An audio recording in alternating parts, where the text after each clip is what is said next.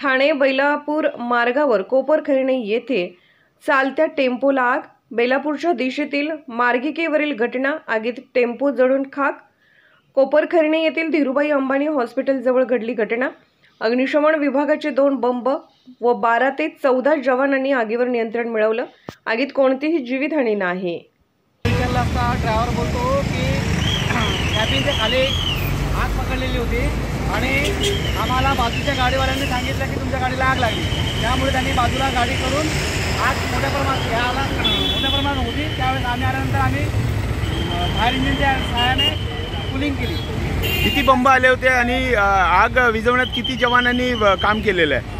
आगीच्या इथे MRDCचा 1 बंब आणि कोपरखैरणे फायर ब्रिगेड 2 असे बंब होते आणि कर्मचारी कमीत कमी 10 ते 12 कर्मचारी होते। आपलं नाव काय सर? माझं नाव पुरुषोत्तम गारड।